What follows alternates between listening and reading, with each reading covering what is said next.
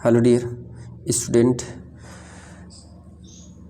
आज हम आप लोगों को जो है कि जीआईटी ट्रैक्ट का नेक्स्ट टॉपिक लेके आया हूँ। ठीक है, अभी जो मेरा ये पार्ट चल रहा है जीआईटी डिसऑर्डर का, इसमें हमने आपको क्लेफ्ट लिफ्ट, क्लेफ्ट पैलेट ये बता दिए, ट्रैकियोइसोफेजियल फिस्टुला बता दिए हमने आपको, और पाइलोरिक स्टेनोसिस बता दिए हमने आपको, इंटेस्टाइनल ऑब्स्ट्रक्शन आपको हमने बता दिए। ठीक है, अब उसमें हर्निया हमने बता दिया, हर्निया इंगुइनल हर्निया क्या होता है, अम्बिलिकल हर्निया क्या होता है, ये सभी चीज़ें हम बता दिए। तो उसी क्लास का अगला नेक्स्ट पार्ट है इंटूससेप्शन, जिसको टेलीस्कोपिक ऑफ मेडिसिन भी कहते हैं। क्या कहते हैं? Telescopic of medicine. यानी टेलीस्कोप क्यों कहते हैं? क्योंकि लार्ज इंटेस्टाइन जो है कि स्मॉल इंटेस्टाइन लार्ज इंटेस्टाइन में घुस जाता है, जैसे टेलीस्कोप हो जाता। देखिए ऐसे हमने पिछले क्लास में भी थोड़ा बताया था, आपको हिंट दिया था कि टेलीस्कोपिक क्या होता है। तो यहाँ पे अभी मैं इस पर अब बात करेंगे आज। तो ये क्या होता है? Telescopic of bowel into own and other portion. या तो फिर स्मॉल इंटेस्टाइन अपने ही किसी एक पोर्शन में ऐसे अपने ही, ठीक है, अपने ही पोर्शन में ऐसे घुस जाएगा, ऐसे करके देखिए। तो इतना अंदर चला आया है इस वाले पोर्शन में, जबकि ऐसा खुल जाना चाहिए। ठीक है, तो वो ऐसे हो जा रहा है, तो इसी को बोलते हैं टेलीस्कोपिक। या तो फिर स्मॉल इंटेस्टाइन लार्ज इंटेस्टाइन, यानी कि देखिए बच्चे का, देखिए थोड़ा सा मैं जूम कर रहा हूँ, इसको तब समझ में आएगा आपको।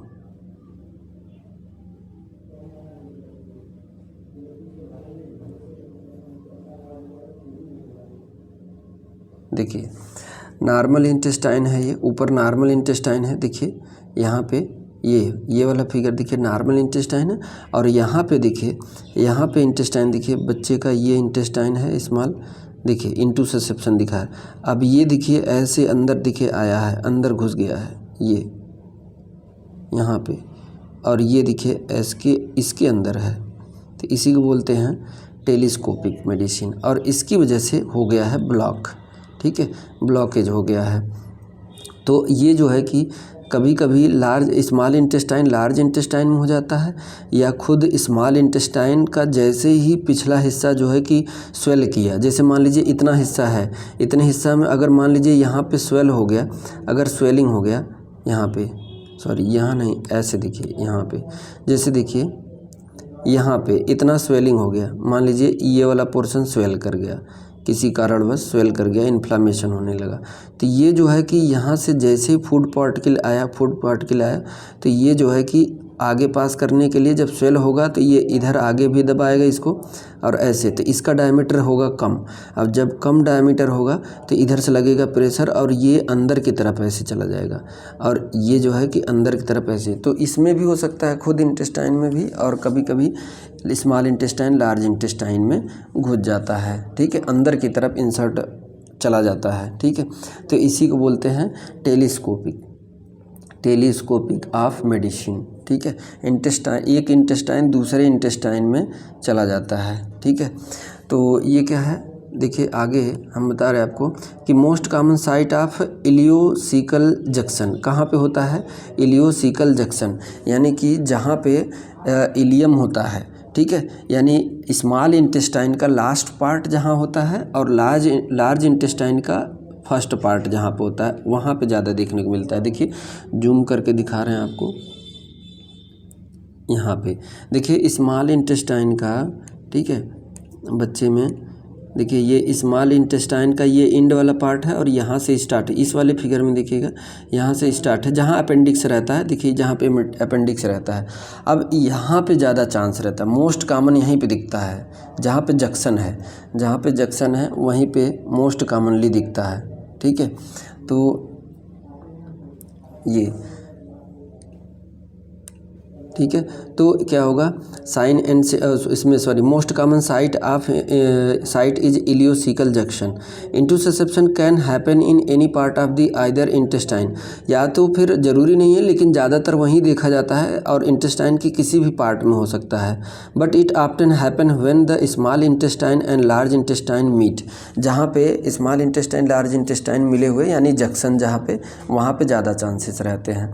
ठीक है, साइन सिम्टम की बात करें तो सीवियर सीवियर क्लॉकी या पैरोक्सिमल एब्डोमिनल पेन होगा, evidence by kicking and drawing legs up to abdomen, यानी ऐसे में बच्चा जो है कि अपना पैर जो है ऐसे मोड़ के अपने एब्डोमेन के तरफ ही लाएगा, ठीक है, अपने एब्डोमेन के तरफ ही लाएगा, ठीक है, दर्द होगा उसको। इंटेस्टाइन ऑब्स्ट्रक्शन हो जाएगा, एब्डोमिनल डिस्टेंशन हो जाएगा, बिलियस वोमिटिंग होगी, यानी जो वोमिटिंग हो उसमें बाइल भी होगा, एब्डोमिनल डिस्टेंशन। उसके बाद देखिए मेन क्वेश्चन देखिए, क्वेश्चन मेन यहाँ पे बनता कहाँ है, ये current jelly like stool slug mucus, क्या होगा, slug mucus and bright red blood. अगर ऐसा स्टूल बच्चे में आ रहा है तो वो किसका संकेत है, तो सीधा सीधा इंटूससेप्शन, यानी टेलिस नाम अगर इंटूससेप्शन दिया हो तो वो भी सही है, अगर टेलीस्कोपिक ऑफ मेडिसिन दिया है तो वो भी सही है। यहाँ से क्वेश्चन बनता है कि करंट जेली लाइक स्टूल किस डिफेक्ट में आता है, तो इंटूससेप्शन में। साउसेज शेप्ड मास पाल्पेट ओवर एब्डोमेन, एब्डोमेन पे जब पाल्पेट करेंगे तो साउसेज शेप रहेगा, शेप आकार का रहेगा, ठीक है। डायग्नोसिस करें तो फिजिकल एग्जामिनेशन करेंगे, अल्ट्रासाउंड करेंगे, प्रोक्टोस्कोपी करेंगे, सिग्मोइडोस्कोपी करेंगे, बेरियम इनमा देके, ठीक है। और एक चीज़ खास बात क्वेश्चन यहाँ से भी आया है कि जब ट्विस्टिंग ऑफ इंटेस्टाइन, जब इंटेस्टाइन ट्विस्ट करती है तो वोल्वुलस इसे बोलते हैं, ये ध्यान में रखिए। इसका मैंने पिछले वीडियो में भी 2 बार बता चुके हैं, ठीक है, पिछले वीडियो में भी 2 बार बता चुके हैं। उसके बाद आपको अगला है, ऐसे कंडीशन में नर्सिंग केयर कैसे देंगे, monitor for brown stool, normal stool, stool का कलर अगर ब्राउन है तो नर्सेस ये समझ लेगी कि हाँ नॉर्मल स्टूल है। This indicate automatic resolving of the condition. अब जब स्टूल कैसा होना चाहिए, जेली लाइक और उसमें ब्लड होना चाहिए, ऐसा होना चाहिए, लेकिन ऐसा आ रहा है तो वो सोचती है कि नॉर्मल स्टूल है, तो ये दर्शाता है कि ऑटोमेटिक रिजॉल्व होगी, समस्या जो थी अपने आप रिजॉल्व हो गई, ठीक है, हट गई समस्या। Monitor for the sign of intestinal rupture like that sudden relieving pain, अगर इसको जो है कि इंटेस्टाइन रप्चर हो गई, ठीक है, इंटेस्टाइन अगर रप्चर हो गई, जैसे जो इंटेस्टाइन अंदर ऐसे घुसा था इसमें, ठीक है,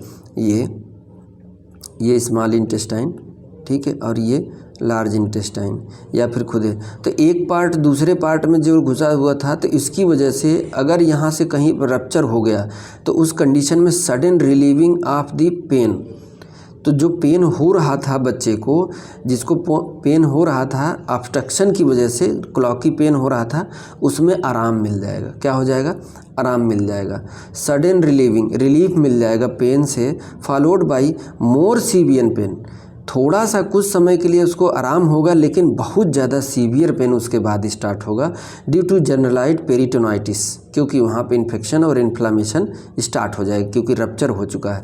तो रप्चर हुआ तो थोड़े समय के लिए पेन बंद हुआ, क्यों, क्योंकि इंटेस्टाइन का जो साइज़ था वो बढ़ती जा रही थी और तन रहा था, इसमें टाइट हो रहा था, बढ़ता चला जा रहा, इस वजह से दर्द हो रहा था।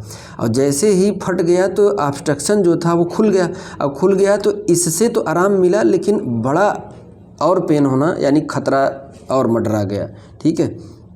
तो ये कंडीशन होता है, तो ऐसे में थोड़े समय के लिए रिलीफ मिलता है, फिर उसके बाद सीवियर पेन होता है, क्योंकि पेरिटोनाइटिस हो जाता है, यानी कि रप्चर हुए पार्ट में इन्फेक्शन और इन्फ्लामेशन हो जाता है। और ऐसे कंडीशन में हाइपोटेंशन और टैकीकार्डिया, यानी कि बीपी घट जाएगा, ब्लड प्रेशर घट जाएगा, हार्ट रेट बढ़ जाएगा ड्यू टू ब्लीडिंग या फिर फ्लूइड लॉस, ओलिगूरिया होगा, पेशेंट जो बच्चा होगा उसके अंदर यूरिन या तो फिर नहीं आएगा या तो बहुत कम आएगा। एक्सट्रीमिटी आर कोल्ड पड़ जाएंगी, ठंडा पड़ जाएंगी, क्योंकि कार्बन डाइऑक्साइड की मात्रा ज़्यादा बढ़ जाए, क्योंकि हाइपोवोलेमिक शॉक में बच्चा चला गया, क्योंकि ब्लीडिंग बहुत ज़्यादा अंदर हो गया।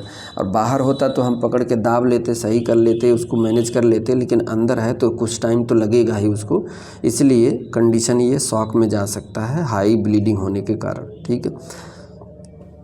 तो ये नर्सिंग मैनेजमेंट है। उसके बाद डियर हम बात करेंगे नेक्स्ट डिजीज़। जो कि वेरी वेरी मोस्ट इम्पॉर्टेंट है डियर, बहुत ही इम्पॉर्टेंट है। मैं गारंटी के साथ कह रहा हूँ वो किसी न किसी एग्ज़ाम में जो है कि आ जाता है। ठीक है, मेडिकल सर्जिकल नहीं दिया है तो उसमें आ जाएगा, चाइल्ड में आ जाएगा। ठीक है, इसलिए अब नेक्स्ट टॉपिक जो नेक्स्ट क्लास आने वाला है वो वेरी वेरी मोस्ट इम्पॉर्टेंट है, मोस्ट इम्पॉर्टेंट क्लास है और उसका नाम है हिरस्प्रंग डिजीज। हिरस्प्रंग डिजीज, प्रंग डिजीज इसी को बोलते हैं। ठीक है, या इसी को बोलते हैं मेगा कोलोन, मेगा कोलोन। ठीक है, तो इस पर हम अगले क्लास में बात करेंगे। तब तक के लिए आप नोट करिए नोट्स इसको, और very very most important topic है dear. Thank you so much dear.